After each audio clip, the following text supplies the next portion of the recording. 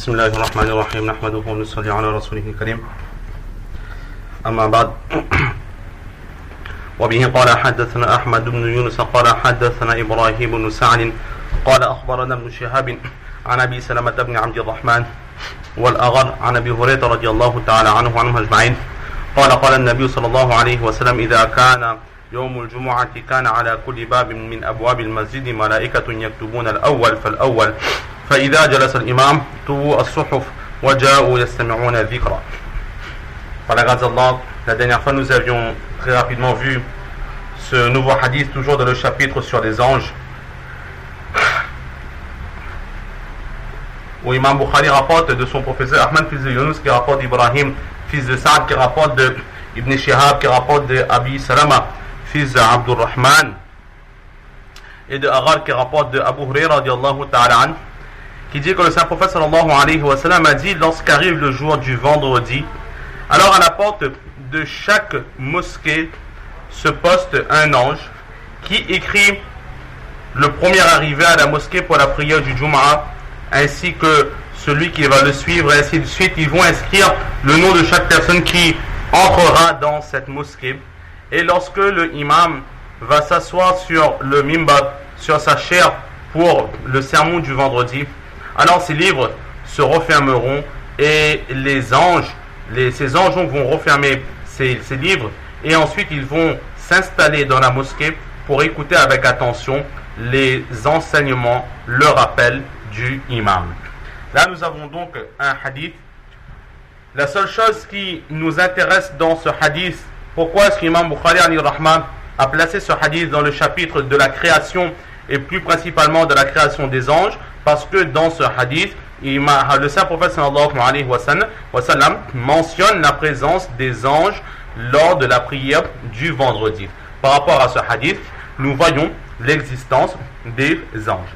Là, c'est donc la raison pour laquelle ce hadith il est mentionné dans ce chapitre, mais plus ou moins ce même hadith avec quelques petites variantes dans les mots. Nous pourrons retrouver ce même hadith dans ce même livre du Bukhari Sharif, dans d'autres chapitres, principalement dans le chapitre de mémoire sur la prière du vendredi. Imam Bukhari, il va mentionner aussi ce hadith pour mettre l'emphase justement sur l'enseignement, mettre l'emphase plutôt sur la pratique, la constance, la régularité dans la prière du vendredi et le fait de se rendre rapidement à la prière du vendredi. Alors tout d'abord, dans ce hadith, nous voyons un enseignement très très important. La dernière fois justement, nous avions mentionné un hadith qui se trouve justement dans les vertus du jour du vendredi, toujours dans ce même livre du Bukhari Sharif, qui nous avait été rapporté par Hazrat Abu Hurayra radiallahu ta'ala an. Ici dans le hadith que nous avons devant nous, il y a le fait que les anges inscrivent le nom de chaque arrivant. Mais dans un autre récit de Hazrat Abu Hurayra radiallahu ta'ala an, il est dit que la personne qui prend son bain, qui prend son roussal, son bain rituel, le jour du vendredi, exactement comme il prend le bain lorsqu'il est en état d'impureté, s'il prend le même bain que le bain qu'il prend lorsqu'il est en état d'impureté, ensuite il se dépêche pour se présenter à la prière du vendredi, il sera exactement comme la personne qui aura donné en aumône un grand animal, c'est-à-dire un chameau. Celui qui va se rendre à la prière un peu plus tard, il aura la récompense de celui qui aura donné en aumône une vache ou un bœuf. Celui qui va se rendre un peu plus tard à la prière du vendredi sera exactement comme celui qui aura donné un bélier avec des cornes en aumône à Allah subhanahu wa ta'ala. Celui qui va se rendre un peu plus tard à la prière du vendredi, il sera exactement comme celui qui aura présenté en aumône une poule à Allah subhanahu wa ta'ala. Et enfin, celui qui va se rendre dans les derniers moments à la prière du vendredi, il sera exactement comme celui qui aura donné en aumône un œuf à Allah subhanahu wa ta'ala. Et ces récompenses dureront jusqu'au moment où le imam, le prêche va se lever, donc va quitter, normalement dans les récits, il va quitter sa chambre pour justement aller vers sa chaire et donner le sermon du vendredi. Et à ce moment-là, les anges ne sont plus là pour donner ces récompenses, pour inscrire les noms, car ces anges vont tout simplement se présenter dans la mosquée pour participer à ce sermon et pour écouter ce sermon. Là, c'était un récit que nous avions aussi mentionné la dernière fois. Alors, la première chose que nous voyons, c'est la valeur du jour du vendredi. La prière du vendredi est une prière très très importante. Les femmes, à la Réunion, nous n'avons pas dans nos habitudes, dans les habitudes du Réunionnais, il n'y a pas pour la femme le fait d'aller à la mosquée. Dans l'enseignement du Saint Prophète sallallahu alayhi wa sallam, il y a aussi cet enseignement que nous retrouvons, qu'il insiste pour que les femmes restent chez elles pour accomplir la prière. Et la mosquée, c'est le lieu de rencontre et le lieu de rassemblement pour les hommes pour accomplir la prière en congrégation. Malheureusement, ce que nous voyons, c'est que le jour du vendredi, eh bien, effectivement, les mosquées sont un peu plus pleines. Mais les musulmans, les hommes, ne se pressent pas plus que ça pour se rendre à la prière du vendredi.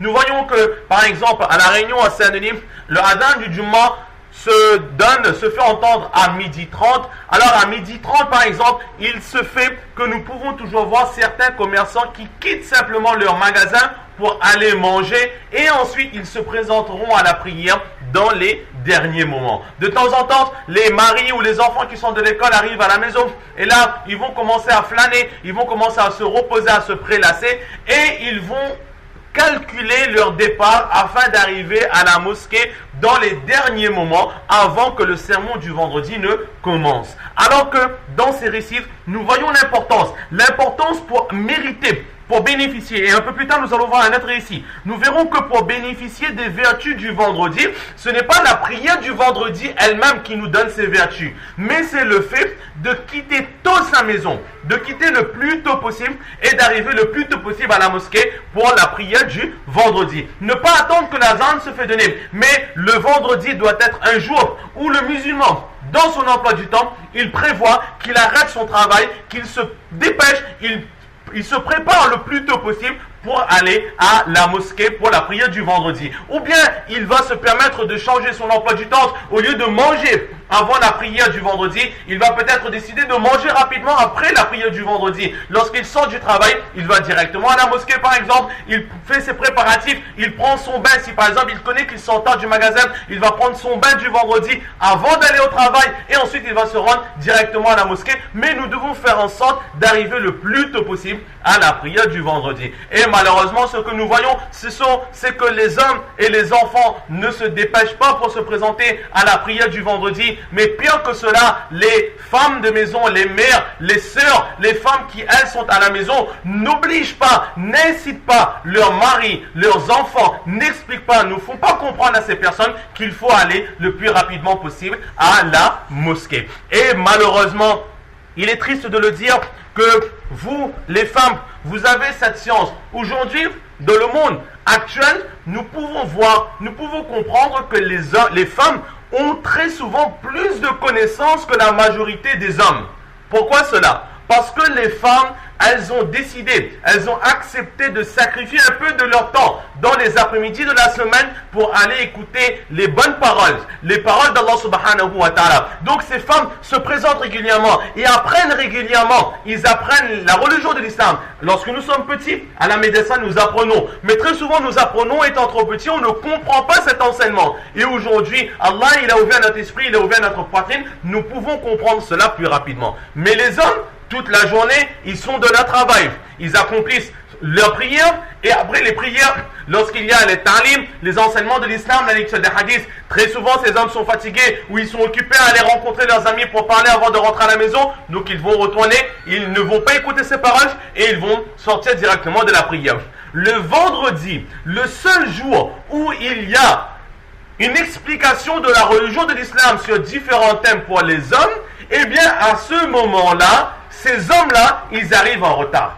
Ils ne se pressent pas pour arriver à la prière. Ils vont arriver juste avant le sermon qui se fait en arabe, que la majorité d'entre nous ne comprendront pas. Mais les explications, le discours qui se fera en français, alors la majorité des hommes ne seront pas présents en ce moment-là. Comme le disait notre cher professeur Hazrat Maulana Aboubakar Damat Barakatoum, la tristesse c'est que souvent on nous dit que dans les discours du vendredi, il faut donner cet enseignement, il faut donner cet enseignement, il faut donner cet enseignement. Mais lorsque le discours commence, dans les premiers rangs, il ne se trouve que les personnes qui connaissent déjà la religion de l'islam. Et les personnes à qui s'adresse ce discours, les personnes qui doivent écouter ce discours, ou bien ils ne sont pas encore arrivés, ou bien ils sont à l'extérieur de la mosquée en train de parler, en train de papoter, et ils n'entrent pas pour écouter ces discours. Alors là, c'est le rôle des femmes, c'est le rôle des mères, c'est le rôle des épouses, des filles, des sœurs, d'inciter leurs frères, leurs maris, leurs enfants, leurs compagnons, etc., d'aller le plus tôt possible à la mosquée du vendredi. Et c'est à ce moment-là que nous pourrons profiter de tous les bienfaits qu'Allah subhanahu wa ta'ala il a réservé pour celui qui accomplira la prière du Jumu'ah.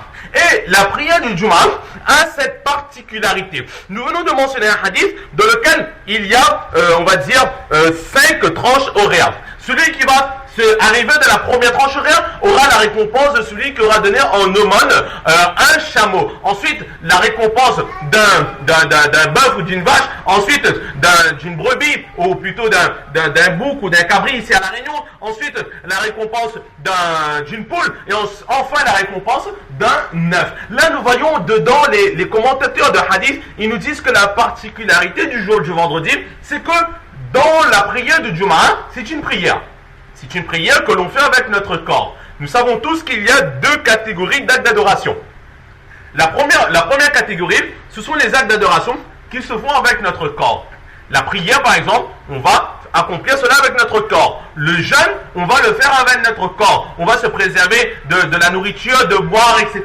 Tout cela se fait avec notre corps. Ensuite, il y a une deuxième catégorie d'actes d'adoration qui se font avec les richesses, avec de l'argent. Par exemple, la zakat. La zakat, on va donner la zakat, ce sont nos richesses que l'on va donner pour Allah, mais notre corps dedans n'aura aucun exercice, aucun effort à faire. C'est un détachement du cœur des richesses et on va donner aux pauvres. Le hajj, par exemple, il englobe les deux. C'est un acte d'adoration dans lequel l'être humain, il utilise son corps pour adorer Allah. Il y a le umrah à faire, il y a le tawaf à faire, il y a le sa'i, c'est-à-dire le safa marwa à faire, il faut aller à Mina, il faut lapider les satans, etc.